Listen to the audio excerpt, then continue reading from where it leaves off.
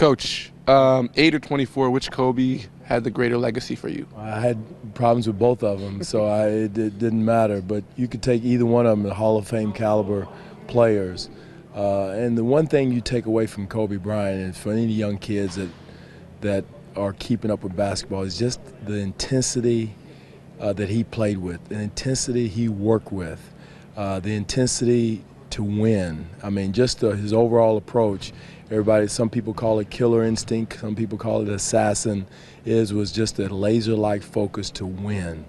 And, that's hard to teach, that he would do whatever he had to do to win the game, physically, mentally. He had no friends on the court, but again, he's one of the greatest of all times. And last night should have been inspiring to all of us as far as not only just for basketball, but for life. When Dwane dislocated the shoulder, I think, automatically people probably feared the worst, looks of concern on the bench. Obviously, having him back helps you guys from a basketball perspective, but to be back a month after what could have been a more serious injury like that must be a relief. It is. He's done a heck of a job. The training staff did a heck of a job of getting him back, working on it, strengthening it. And now it's up to him to maintain the strength in the shoulder as much as possible to make sure it doesn't happen again. There's no guarantees with that, but we're excited to have him back. Just working his way back. He probably has had on full practices and shoot-arounds to get back in basketball shape. And the games are kind of his conditioning situations as far as game speeds are concerned, because we're not doing a lot of scrimmaging in the 2 practices he's been in. So, but he's a cerebral guy. His defense, his ball handling really is a plus for the second unit and also for the first unit. How's Lucas doing? He's coming. He's been doing more and more, and they keep telling me he's closer. I don't know exactly. It's more of a question for Alex, but he's on the court. He's shooting, but I couldn't tell you exactly how close he is or how far away he is.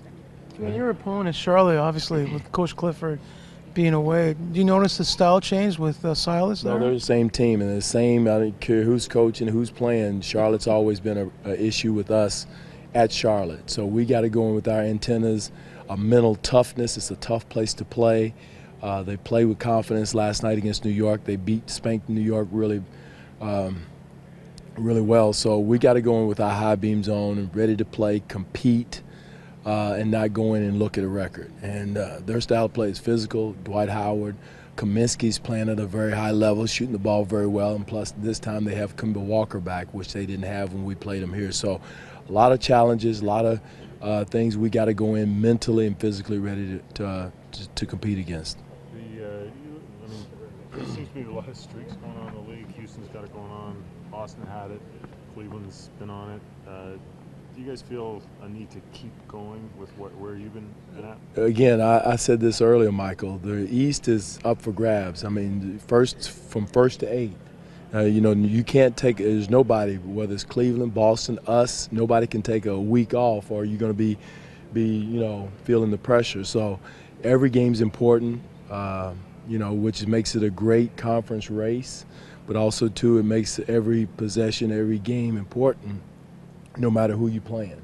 And so that's the mindset I was telling the team this morning, how important each game is, whether it's home or away, no matter who you're playing, whatever the record is, to make sure you take care of business, because these games now will tell a story come April and May. I mean, and that's it, right? I mean, if you're trying to make some noise in this conference, it's probably better to have as much home court as you can get. No question, and we got to catch up. Home court owes us. We've paid the road pretty well, so we got to make sure we take care of home. But again, we got to execute on the road also, no matter who, because we've had some rough stretches on the road. Whatever the focus is, that's not important, but we got to do a better job on the road, because I don't know what our road record has been in the past, but we've probably had some pretty good road records over the past few years, and for whatever reason this year it seems like we've hit some ups and downs on the road. When you look at I think you're only one behind Boston in the loss column, and you look at, there's probably a couple of games there they're done. Mm-hmm. You look at probably 6 of those games, and they were right there to win. Is that more hopeful? Is that more frustrating? No, it's very frustrating because in the past we've done a decent job of winning close games. This year, for whatever reason, whether it's not familiar with who's out there, getting familiar with the offense, all the excuses you have early in the season. I know in Golden State and San Antonio, I look back in some of those executions down the stretch is offensively, the crispness, the understanding, the timing wasn't there. Their defense had something to do with that, but also, too, us trying to do something different. There's a lot of factors in that. But, again, like you said, though, to win in this league, you got to win the close games. Our record is 6-5 in games within 5 points in the last 5 minutes.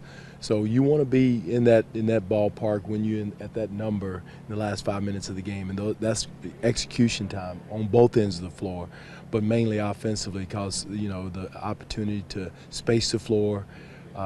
We have a group on the floor that we usually play with down the stretch that's getting more comfortable with each other. JV's interchangeable out of that group. But yet and still, it's taking a little time for that group to get their chemistry, but they're getting there.